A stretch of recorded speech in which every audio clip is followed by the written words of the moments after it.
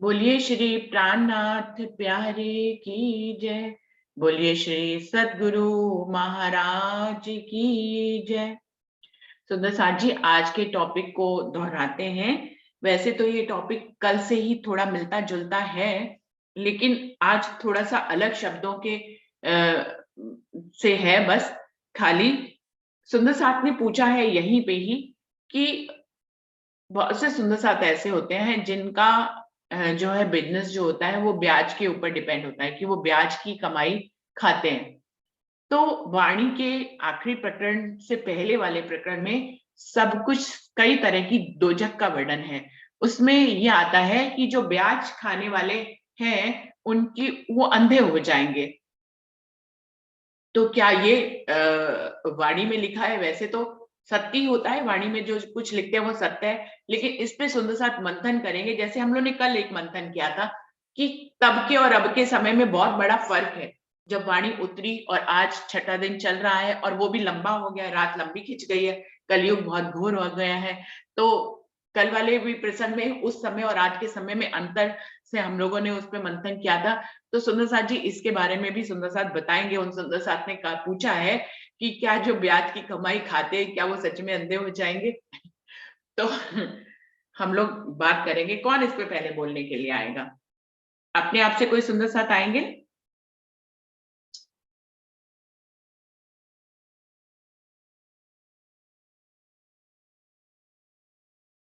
अरुणा दीदी आपको बुलाएं, आप बताएंगे इसके बारे में कुछ। जी प्रणाम जी। मैं तो खुद ही ये बोलने वाली थी कि कौन सी ब्याज की बात चल रही है, क्योंकि ब्याज तो देखो बैंकों में पैसा पड़ा है, ब्याज आ ही नहीं है सबको। अब रिटायरमेंट के बाद मानिए हमारे तो गवर्नमेंट ने पैसा दिया, वो हमारी मेहनत की कमाई का पैसा है ना, वो बैंकों में पड़े हैं और वो ब्याज आ रही है ना।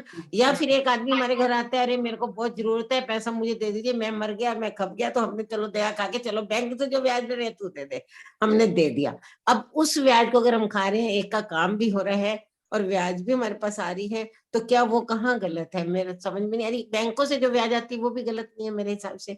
और जो ऐसे अगर किसी का काम हो रहा है, परेशान होके हम दे रहे हैं उसको, ये मान के कि उसका भला हो रहा है, तब उस ब्याज के पैसे का भी क्या है। और वैसे मेरे हिसाब से एक लगान जैसे पीछे चली थी, या पहले क्या होता था ब्याज पे, ठेकेदार या ये जिमीदार जिनको बोलते थे पहले ना, इतिहास में हिस्ट्री में भी खूब पढ़ा हुआ है, हाँ तो जी। वो जो पैसा देते थे और उसके बाद वो किस तरह से गंदगी से वसूल करते थे, और उनकी नीयत कितनी बद रहती थी कि जब हम किसान को दे रहे हैं हम इसको दबा के ही रखे, परमानेंट इसको अपने अंदर में बिठा के रखे और उसको फलने फूलने नहीं देते थे। वो ब्याज का पैसा तो खतरनाक है ही। और आज भी गलत तरीके से पैसा कमाया, चाहे वो ब्याज से हो चाहे वो किसी और से हो, मेरे हिसाब से वो गलत ही है।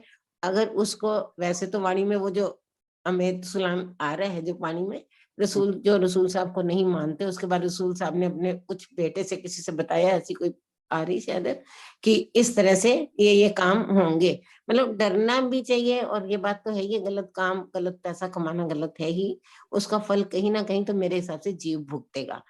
प्लस फिर किरंतन में कई चुपैयां आती हैं, किरंतन में भी तो चुपैयां आई हैं, जो वो 28 नरक कुंडों का वर्णन किया है, मुझे तो पूरा नहीं पता, आप लोग बताना।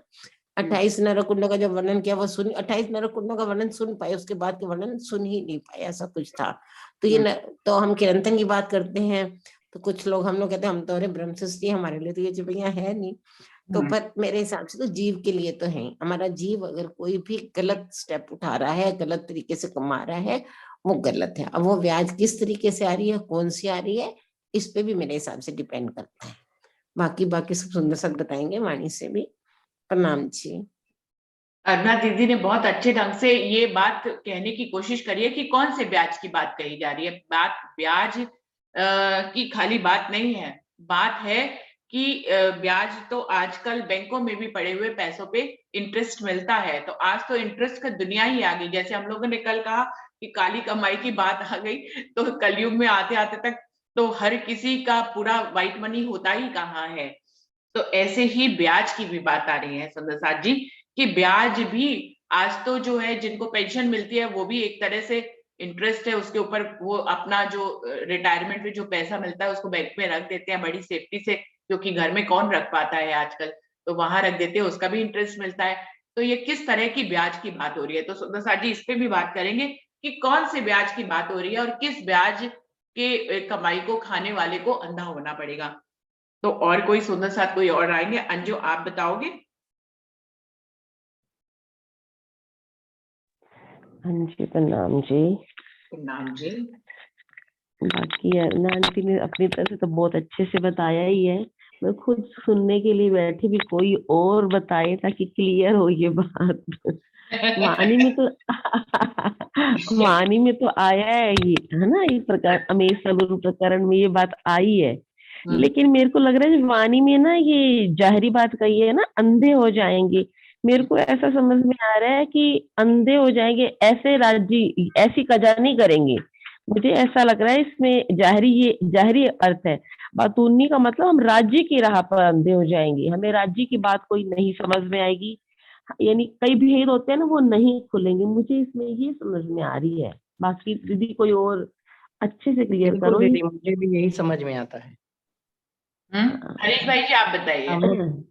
नहीं नहीं दीदी, मुझे मुझे भी यही जो अंजू दीदी कह रही है कि हाँ जी। यही ब्याज, मतलब जो भी सुंदर साथ है, मतलब जो नहीं है और जो है हम्म, वो, मतलब देखिए ब्याज के यहाँ की बात जाहिरी बात करें ना, तो ब्याज का पैसे की बात कर रहे हैं, तो मतलब देखिए ये देने वालों को ही देने, सामने से नहीं देने जाता है, ये जाहिरी बात कर रहा हूँ मैं, मतलब। लेकिन जिसको जरूरत है वही लेने जाता है, तो तब जाके वो देता है। तो मेरे ख्याल से वो ब्याज भी मतलब मजबूरी है तो हम जाते हैं, तो और वो अपने आप देने नहीं आता है, वो हम खुद लेने जाते हैं तब जाके आता है। लेकिन ये बात अलग है। लेकिन ये जाहिरी और बातूनी जो बात है, तो मतलब जो भी ऐसे करेगा तो मतलब राज्य, मतलब जो भी सुंदर साध है और वो भी मतलब कोई गलत या कुछ ऐसा करेगा, तो मतलब ये राज्य की राह से अलग हो जा सकता है। बाकी तो मेरी भी समझ में, अंजू दीदी ने कहा वो मुझे समझ में आ रहा है कि और उनको मतलब जो सारे जो वेद है धाम के, जो मतलब वाणी के, जो भी परम धाम के जो वेद, वो नहीं खुल पाएगा उनसे। यही बात उसमें आ सकती है कि मतलब जो ऐसा कर्म करेगा तो उससे मतलब ये जो वाणी की जो ये है बातें, जो भी है, जो वेद है, वो कुंजी जो उनके हाथ में आई, वो कुंजी चली जाएगी।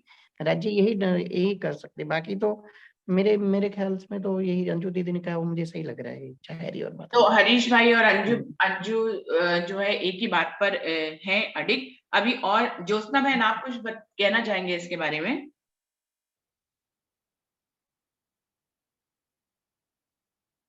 ज्योत्सना बहन तक मेरी आवाज पहुंच रही है? ज्योत्सना बहन, आप कुछ बताना चाहेंगी?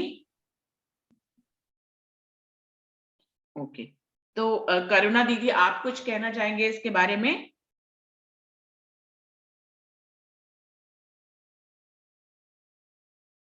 चलिए, अभी सुंदर साथ ये विषय, जबकि ये बहुत गहन विषय नहीं है लेकिन फिर भी इस पे कम सुंदर साथ बोलना चाह रहे हैं, तो मैं आगे सबका नाम ले लेती हूँ। कोई अगर खुद से आना, मनीषा दीदी, आप कुछ बताना चाहेंगे इसके बारे में?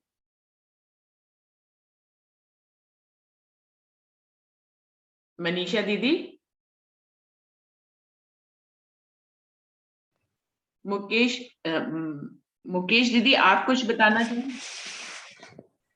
अरविंद भाई जी बताने के लिए आए हैं। तो अरविंद भाई जी, आपको मैं बुलाने वाली थी, मैंने सोचा पहले सबके नाम ले लूं, फिर अरविंद भाई जी तो हर विषय पे बोल ही लेते हैं।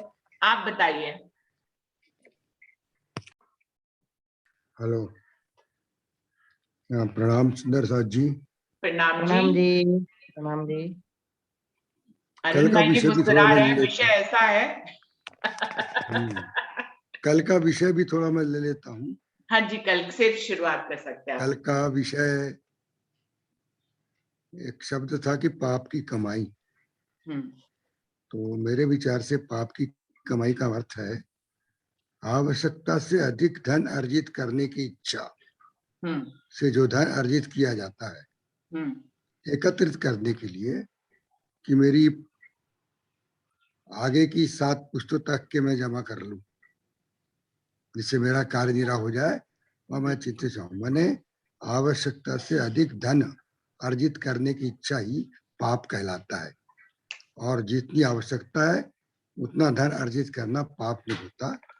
और फिर पाप की कमाई अगर अपन धर्म कार्य में लगाते हैं या परमात्मा की पूजा उपासना में लगाते हैं, सब कुछ करते हैं, तो परमात्मा तो उसको स्वीकार इसलिए कर लेता है कि आप अच्छे दिल से, अच्छे विचारों से उसको दे रहे हैं आप, वो ही पाप नहीं कहलाता। क्योंकि परम धाम की ब्रह्मात्माएं तो पाप और पुण्य से परे है, इनको लागू नहीं होता वो कुछ भी।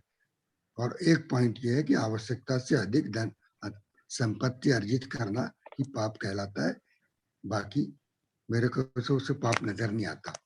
और आज का विषय जो है वो ब्याज का है, लेकिन वाणी में सूद कहा है। सूद खाने वाले आगे चल के अंधे होंगे। तो सूद का शाब्दिक अर्थ ब्याज है, लेकिन सूद का अर्थ है किसी को अत्यधिक परेशान कर अपनी दी हुई सहायता के एवज में कुछ ज्यादा अर्जित करना, ज्यादा मांग करना उससे।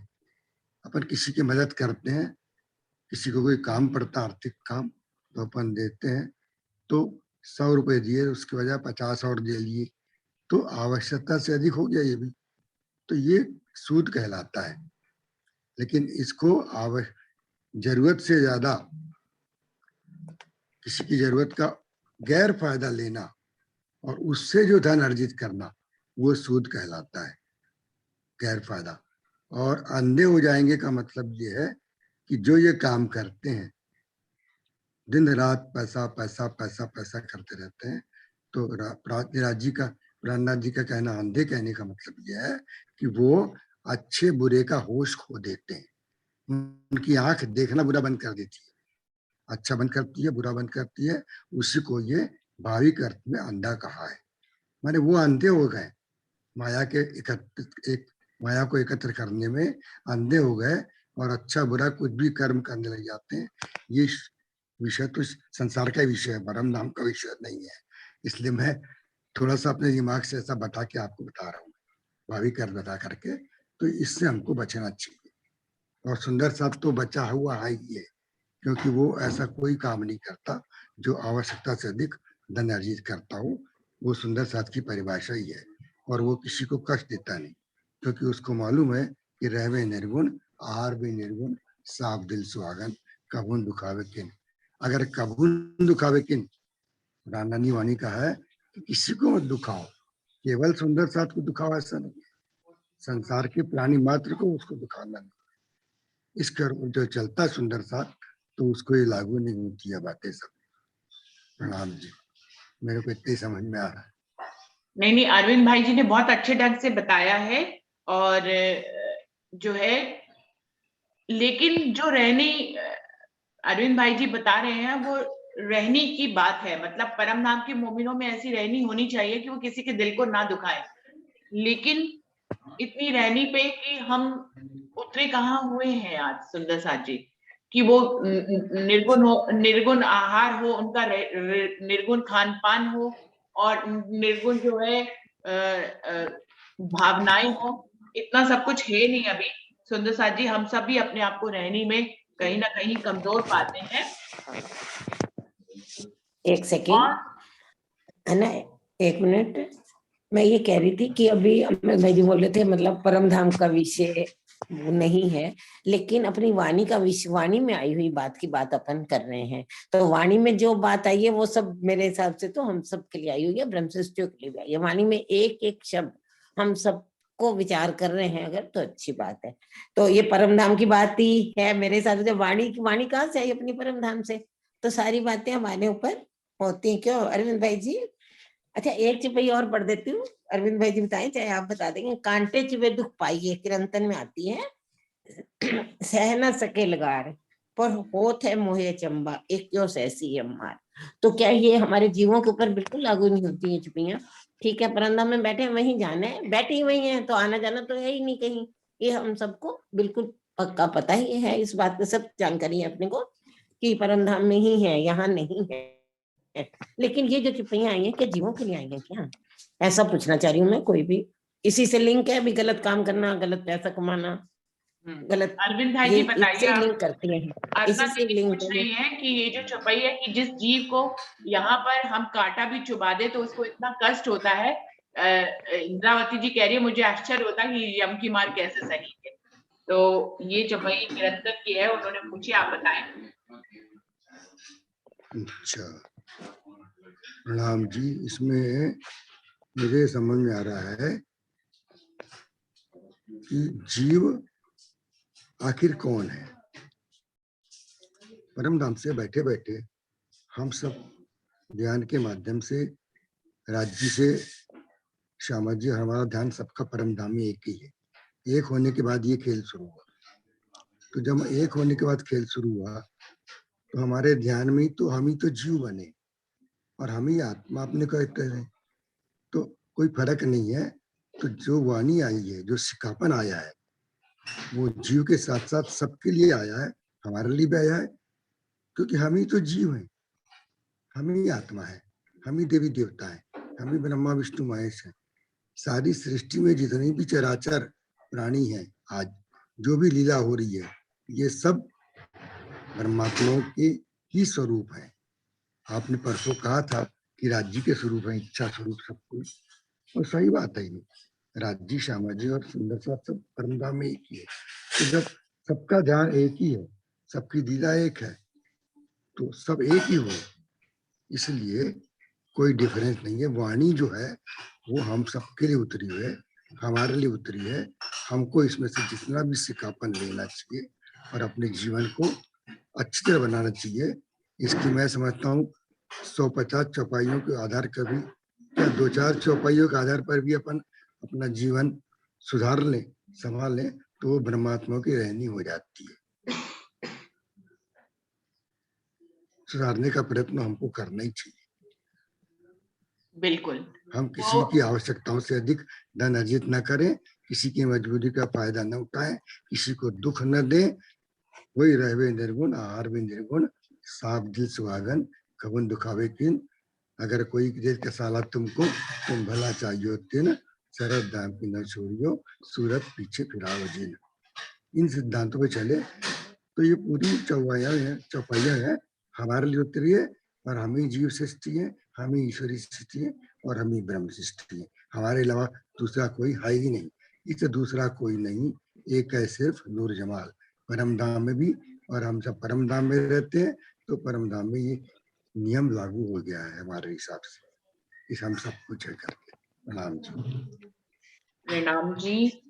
तो नरेश भाई जी, आप कुछ कहना चाह रहे हैं? आपने माइक खोला है, आप बताएं कुछ।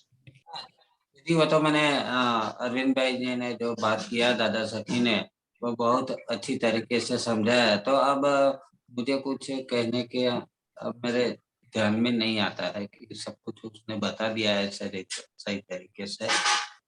ये मैं समझ पाता कहाँ हूँ। से इतना शोर आ रहा है? नरेश भाई जी, आपकी तरफ से शोर आ रहा है? मुकेश दीदी, आप कुछ कहना चाहेंगे? इस विषय को आप अपने शब्दों में क्लियर करें।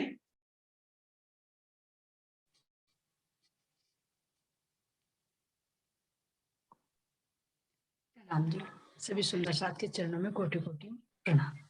प्रणाम जी। वैसे तो देखिए, अरविंद भाई जी ने बताया है आत्मिक दृष्टि से, क्योंकि परमधाम में हम बैठे हैं, हमारे मन का खेल सब चल रहा है, ये है ना। जीव भी हम ही है, ईश्वर सृष्टि भी हम ही है, और ब्रह्म सृष्टि भी हम ही है।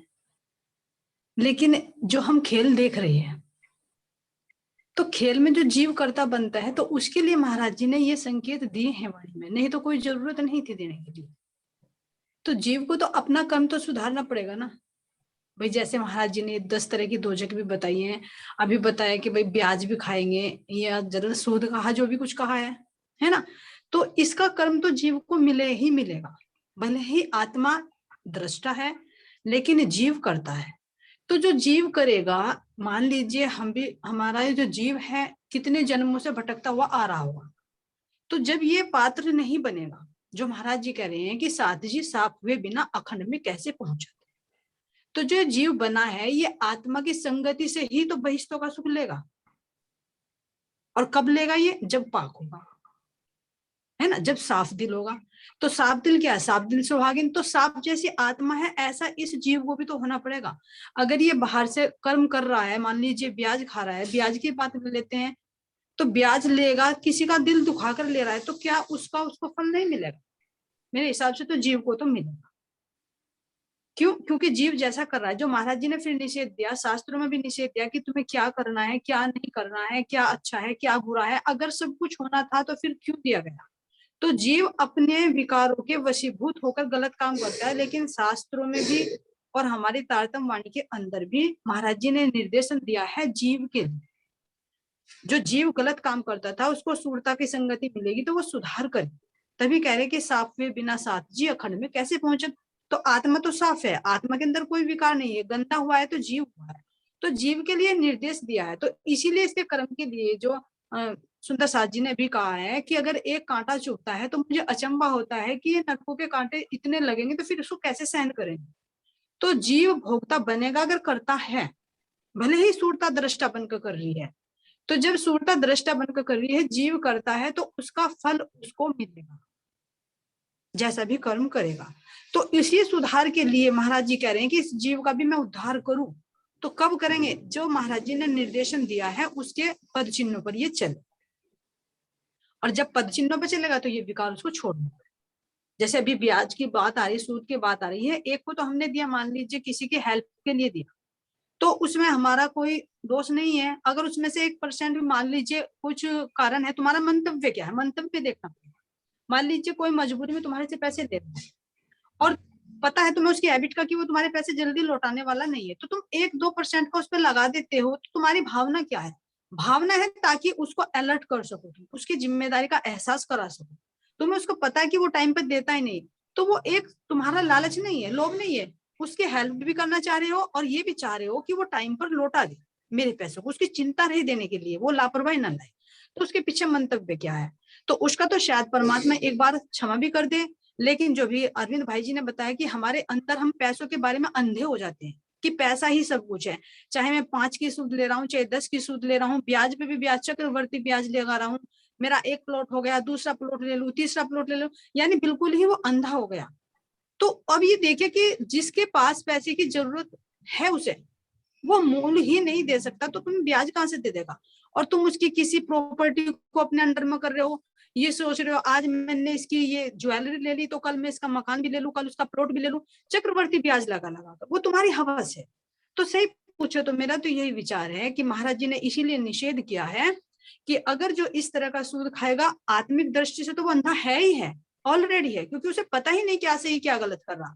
तो यहां से भी वो जीव जिस चीज का जो खाएगा तो उसका असर जरूर पड़ेगा।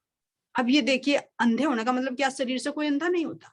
जीव है कितने अंधे हैं, इंसान है कितने अंधे हो जाते, तो कुछ ना कुछ तो कर्मों का फल आता है। कोई जन्म से ही अंधा हो जाता है, कुछ भी कारण बनता है। तो ये महाराज जी ने आत्मिक भी और जाहिरा भी दोनों दिया है।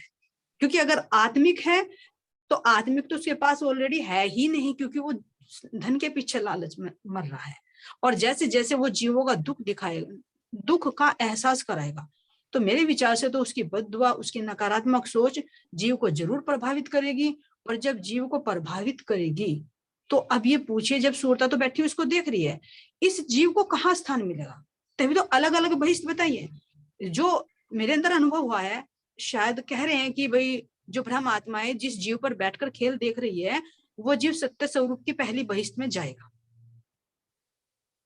मेरे विचार से तो शायद वो सारे जीव नहीं जाएंगे, क्योंकि कुछ आत्माओं की हंसी होनी है, कुछ आगे चल रही है, कुछ पीछे चल रही है। तो वो किसके हिसाब से चली? ब्रह्मात्मा तो एक रूप में है, लेकिन जीव की कैटेगरी के आधार पर कौन सा जीव कितना फॉलो कर रहा है।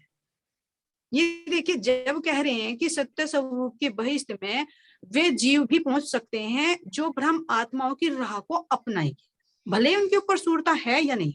तो जब जीव भी ब्रह्मात्माओं की राह को लेकर सत्य स्वरूप की बहिष्ठ को प्राप्त कर सकता है, तो फिर जिस जीव पर सूरता है, आत्मा है, अगर उस जीव की रहनी नहीं वाणी के अनुसार आती, तो फिर कौन सी बहिष्ठ मिलेगी? तो हो सकता है उसको पश्चाताप वाली बहिष्ठ मिले और फिर उस जीव के कारण आत्मा की हंसी होगी। तो वो जीव को क्या होगी? ऊपर भी पश्चाताप होगा कि भाई तुझे कौन सी बहिष्ठ लेनी थी, क्योंकि जब योग माया के ब्रह्मांड में जागृति आ जाएगी तो वहां पर भी उसको पश्चाताप होगा। तो जरूरी नहीं है कि हर सूरता जिस पे बैठी है वो जीव सत्य स्वरूप की बहिष्ठ में जाए। उसकी करने के अनुसार ही उसको अलग अलग तरह की बहिष्ठ मिलेगी। और वो जीव हो सकता है पश्चाताप भी करे, क्योंकि महाराज जी ने वाणी में जो दिया है तो ये जीवों के सुधार के लिए दी गई, जितनी भी कीर्तन में ये वाणी दी गई है। जो कांटे लगने का है या ब्याज का है, या वाणी पर हम खा रहे हैं, वाणी के अंदर का नहीं दे रहे लेकिन उस पर हम पैसे ले रहे हैं, भाई मैं 5100 में लगाऊंगा, मैं तुम्हारे 10,000 में लगाऊंगा, ये क्या है? महाराज जी कह रहे हैं कि पेट पालने हरि को बेचो। तो मेरे विचार से तो महाराज जी ने हमारे जीव के लिए क्या और जीवों के लिए भी निषेध किया है, और इस बात से मैं बिल्कुल एग्री हूँ। जो महाराज जी ने कहा है वो बिल्कुल सत्य कहा है, चाहे वो संसार से संबंधित है, चाहे वो परमधाम से संबंधित है, वो सब हमारे लिए कहा गया है, क्योंकि हमारे अंदर जीव भी है, हमारे अंदर ईश्वर सृष्टि भी है, और हमारे अंदर परमधाम की सूरत है। प्रणाम मेरे दीदी। प्रणाम जी। हाँ जी, रंजना जी आप बताइए। मैं मुकेश दीदी से एक प्रश्न और पूछना चाहती थी इसी से रिलेटेड, कि अगर किसी ने ले लिए पैसे और वो दे ही नहीं रहा है, अपने सारे कार्य कर रहे हैं लेकिन पेमेंट वापस नहीं दे रहा है, तो फिर उसके ऊपर भी कोई एक्शन नहीं लेना चाहिए? नहीं, देखो वो अपना अधिकार है ना। सुनो, हम अपना अधिकार लेंगे, अपना अधिकार कैसे छोड़ दोगे? अपना अधिकार तो लेने दे का ना है। रहा हो, जो अपना मूल ही ना दे रहा हो तो फिर क्या करें? नहीं, देखो वो तो हमारा अधिकार है। महाभारत का युद्ध क्या हुआ था? अपने हक के लिए हुआ था, तो हक के लिए लड़ना कोई गलत नहीं है। तुम उसका तो नहीं छीन रहे ना, अपना ले रहे हो। कोई सीधे तरीके से नहीं देता तो थोड़ा उंगली टेढ़ी भी करनी पड़ती है, लेकिन उसमें तुम्हें दोष नहीं लगेगा। तुम बिना वजह के तो नहीं सता रहे हो ना, वो जानबूझ कर नहीं दे रहा, उसकी कैपेसिटी है लेकिन नहीं दे रहा। तो हमें उसको देखना पड़ेगा कि उसकी मजबूरी है या जानबूझकर मक्कारी कर रहा है, तो उसमें तुम एक्शन ले सकते हो। मेरा तो अपना विचार है, बाकी तो सबकी अपनी अपनी है, क्योंकि महाराज जी ने भी कहा है कि जहां सीधी उंगली से घी ना लिखने वहां टेढ़ी। साम दाम दंड और भेद, 4 हथियार भी हमें महाराज जी ने दिए। तो सुंदर दीदी जी साथ प्रणाम। प्रणाम जी। हाँ जी, नरेश भाई जी बोलिए। दीदी मैं आपसे ही बात, अपने आप से बात करना चाहता हूँ और आपसे ही बात कर रहा हूँ कि दीदी ये सब जो चर्चा की बहुत अच्छी तरीके से सभी सुंदर साथ ने बताई, अरविंद भाई जी ने भी बहुत अच्छी तरह से हमको ये समझाया, और दीदी ने भी हमको ये जीव के माध्यम से भी सब कुछ समझाया। लेकिन दीदी मैं आपसे ही ये पूछना चाहता हूँ कि हम ये खेल खेल रहे हैं या देख रहे हैं? देख रहे हैं। हाँ, तो ये खेल हम देख रहे हैं तो कहाँ पे देख रहे हैं? परम धाम में देख रहे हैं। हाँ, तो अगर ये खेल देख रहे हैं तो फिर खेल में जो खेल देखा जाता है उसमें कोई किसी का कुछ लूट लेता है, कोई किसी का ले लेता है, और कोई भक्ति भाव भी कर लेता है, कोई कुछ पा लेता है, वो कुछ सही तरीके से भी पा लेते हैं और गलत तरीके से भी पा लेते हैं। वो तो हम क्या कर रहे हैं? हम तो देख ही रहे हैं ना। तो फिर वो राजी महाराज ने बोला है कि अगर वो देख के भी तुझे कुछ दुख होता है तो दुख न देवो फूल पाखड़ी। राजी महाराज ने बोला है कि तुझे एक फूल पाखड़ी जैसा भी मैं दुख देना नहीं चाहता, तू मेरी ब्रह्मांगना है, ये तू देख, सिर्फ तेरे को देखने के लिए है, तुझे दुख देने के लिए मैंने ये खेल नहीं बनाया है। तो राजी महाराज ने हमको ये खेल सुख देने के लिए ये बनाया गया है और दिखाने के लिए बनाया है। तो हम सब, मेरे ख्याल से मैं भी अंदर हूँ ही, तो राजी महाराज ने हमको ये खेल सिर्फ दिखाया है, लेकिन हम ये खेल के अंदर हम सब कुछ आ जाते हैं। खेल के अंदर रमण करने के लिए हम आ जाते हैं, खेल के पात्रों में हम खुद अपने आप को समझ रहे हैं, और फिर अच्छा है, ये बुरा है, ये गलत है, ये सब चीज इसके अंदर आ जाती है, क्योंकि हम अपने आप को ही खेल में देख रहे हैं, इसीलिए गलत बुरा की बात है। वैसे हकीकत में देखा जाए तो हम परमधाम में बैठ के खेल देख रहे हैं, तो देख रहे होते हैं तो देखने में थोड़ा हमको लागणी वश भी हो जाते हैं, थोड़ा गुस्सा भी आ जाता है, थोड़ा अच्छा भाव भी आ जाता है, तो ये सब आ जाता है दीदी। तो मुझे तो ये भी समझ में नहीं आता है कि ये ब्याज का प्रकरण है, पैसों का प्रकरण है, माया का प्रकरण है। माया का खेल देख रहे हो तो जरूर माया का प्रकरण आएगा ही, लेकिन मेरे ख्याल से तो मुझे आगे तो कुछ समझ में नहीं आता है। आप अच्छी तरह से वो बात समझा सकते हैं। मैं तो सिर्फ आपके माध्यम से, आपको पूछने के माध्यम से ही मैंने ये थोड़ा बताने का कोशिश किया है, आपके चरणों में रखने की कोशिश की है। दीदी प्रणाम जी। प्रणाम जी। मुझे नरेश भाई जी की बात इस तरह से समझ में आ रही है कि नरेश भाई जी ये कहना चाह रहे हैं कि यदि हम हैं ही दृष्टा तो ये विषय क्यों, मतलब हम तो खेल देख रहे हैं, खेल में हम पिक्चर भी देखने जाते हैं, उसमें चोरी होती है, चकारी होती है, कोई अच्छे ढंग से करता है, कोई बुरे ढंग से भी करता है, कोई किसी को सताता भी है, कोई किसी को दुख भी देता है, तो ये तो खेल है ना, और खेल में तो ये सब होएगा ही, और हम तो दृष्टा हैं, तो हमें हमें इन सब में पढ़ना ही क्यों है। जहां तक मुझे नरेश भाई जी, क्या मैं सही समझ रही हूँ आपकी बात को?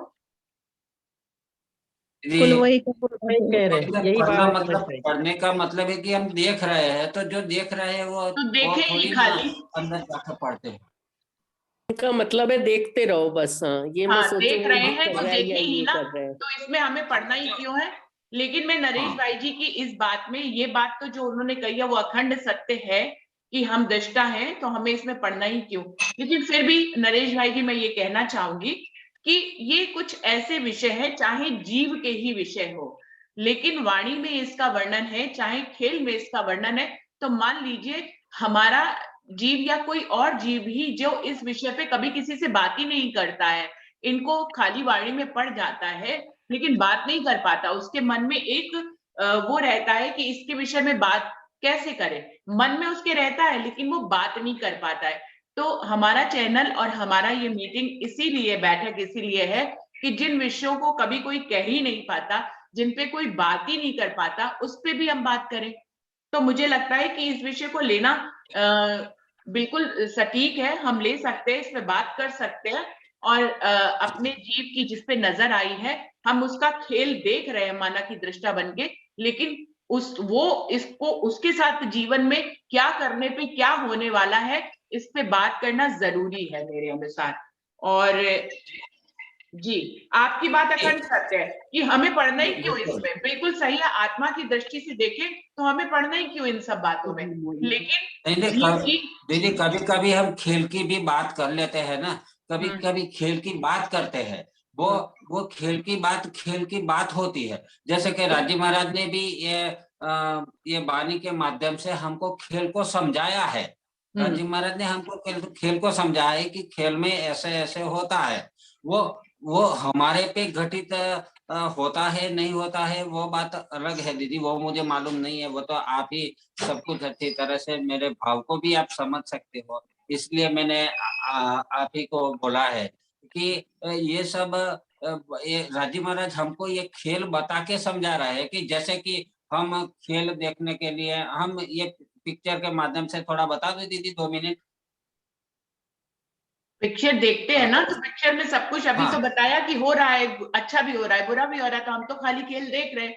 हम पिक्चर में जाके कभी कुछ सही नहीं करते हैं, हम पिक्चर में जाके कभी कुछ सही नहीं करते उंगली लगा के कि भैया अच्छे को बुरा करते, बुरे को अच्छा करते, हम तो खाली दृष्टा है।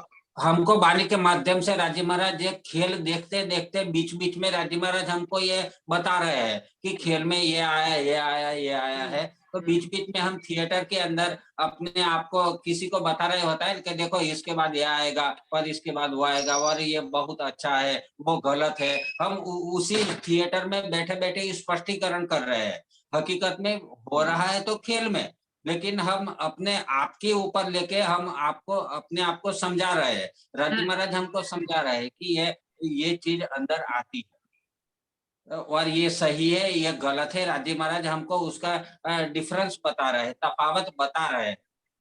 रुचि दीदी, हाँ मैं इसके बारे में कुछ बोलना चाहूंगी। जी आप बताइए। हाँ, अब जैसे अभी पिक्चर का दृष्टांत दिया है, बिल्कुल सही है कि पिक्चर में हम देखते हैं तो कोई सही गलत नहीं करते, लेकिन पिक्चर में से हम कुछ लेकर भी नहीं आते। लेकिन जो ये पिक्चर महाराज जी दिखा रहे हैं, तो इस पिक्चर में से तो इन नासवान जीवों को अखंड में लेकर जाना है। जब तक ये जिस जीव पर आत्मा बैठी है, अगर ये भी दृष्टा नहीं बनता, ये भी कर्ता बनता है, तो फिर ये अखंड में कैसे जाएगा। जीवों को तो अखंड करना है ना, जो अब तक अखंड बहिष्ठ नहीं मिली थी। तो ये जो महाराज जी ने निर्देशन दिया है, तो ये क्यों दिया फिर, नहीं तो उन्होंने कह देते कि भाई तुम देख रहे हो, फिर जीव तुम्हारा कुछ भी कर रहा है तो करने दो, फिर महाराज जी ने क्यों कहा कि तुम इन छल कपट से दूर रहो? तो जीव के सुधार के लिए तो दिया है ना ये। तो मेरे विचार से तो देखो ये वाणी जो दी महाराज जी ने, ये हमारे जीव पर लागू होती है, तो हमें इनको फॉलो भी करना चाहिए। खाली ये नहीं छोड़ना चाहिए कि आत्मा देख रही है हर समय। क्या हमारी आत्मदृष्टि रहती है? मैं पूछूं अपने आप से, क्या आत्मदृष्टि रहती है? नहीं रहती। क्या हम महाराज जी की तरह सब कुछ छोड़ सकते हैं, समर्पण कर सकते हैं? नहीं कर सकते। तो ये महाराज जी ने क्यों दिया? क्योंकि तुम इतने तो करो जितना जरूरत है, लेकिन जरूरत से ज्यादा करोगे तुम्हारे जीव को अखंड रईस कहाँ से मिल जाएगी? तो ये वाणी तो वाराणसी में चर्चा का विषय है, और ये हमारे लिए ही है। जितना संभव हो सकता है हमें इस रास्ते पर चलना चाहिए। अगर खाली ये सोचेंगे कि आत्मा देख रही है और हमारा जीव भी उसमें करता तो बन रहा है ना, फिर जीव भी तो दृष्टा होना चाहिए, और जीव करता बन रहा है, तो उसमें जीव प्रणाम जी, हम देखने आए हैं, खेलने नहीं आए। इसलिए हमें ब्रह्म सृष्टि को ये ध्यान रखना चाहिए कि हमें राज्य वाणी में कहा है, क्या कहा है।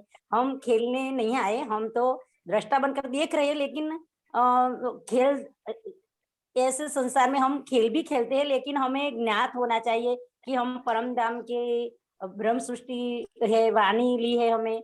तो हमें थोड़ा भाव भी आना चाहिए कि हम खेल देखने आए हैं, खेल खेलने नहीं आए। ऐसा सोचकर ज्यादा खेल खेलना नहीं चाहिए बस। मनीषा दीदी, आपने नाम माइक खोला था, आप बताएं। दीदी लेकिन ये बात है कि माया इतनी भारी है कि ऋषि मुनि कोई भी इस खेल को देखते देखते उसको नहीं वो कर पाए। इसलिए राजी महाराज ने समय समय पे सिकापन दिया है कि जैसा खाओ अन्न वैसा हो जाए मन।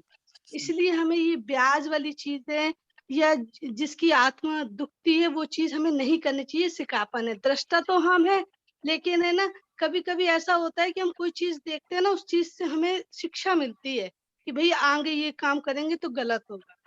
तो इसलिए मुझे लगता है कि कोई भी ऋषि मुनि नहीं बच पाए इस माया से, तो हम दृष्टा बन के देख नहीं सकते। हाँ, दृष्टा बन के देखेंगे, लेकिन अगर हमें पता होगा ना तो वो गलती हम नहीं करेंगे। प्रणाम जी। प्रणाम जी। प्रणाम जी, सुंदरता जी, प्रणाम कबीरदास जी। जी, उनको कहा जाता है ना कि आधा भक्त कबीर आधा भक्त कबीर पूरा भक्त कमाल। तो ये माया के लिए कहा गया है ना, कमाल साहब ने कितनी माया वो की। और कबीर जी क्या करते थे, जितना कमाते थे संतुष्टि से खाते थे और उसका एक अंश दान भी करते थे। तो ब्याज से कहने का आशय यहाँ पे यही है कि उस ब्याज से कितना लोगों को कष्ट होता है और हमें किस राह पे चलना चाहिए। हमारे सभी सुंदर साथ ने बहुत अच्छे से इसका विश्लेषण कर ही दिया है, पर ये एक दृष्टांत राज्य इसीलिए ही हमें सिकापन वाणी में समय समय पे देते हैं कि कितना करना चाहिए। जो एक बार वो झूठ वाली बात चली थी ना, नमक जितना झूठ होना चाहिए, तो ब्याज वाले में भी ये बात लागू होती है। प्रणाम जी सुंदर साथ जी। प्रणाम जी। आटे में नमक। हाँ जी, अरुणा दीदी आप कुछ कह रहे थे। और ऐसे तो दीदी कर्ज लेने वाले को भी पाप है, ऐसा भी मैंने कहीं पढ़ा है कि कर्ज लेने वाले का भी वो भी पाप में ही है। बिल्कुल। तो दोनों ही बनते।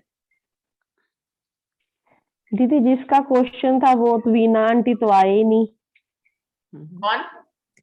वीना आंटी जिन्होंने तो वो बाद में हाँ सुन जी लेगी ना। अब वो सुबह उठने का थोड़ा सा रहता है हर किसी को, इस समय ठंड भी चल रही है, तो सब माफ है। जो आ जाए वो राज्य की मेहर से आ रहे हैं, जो नहीं आ रहे वो भी राज्य की मेहर से नहीं आ रहे।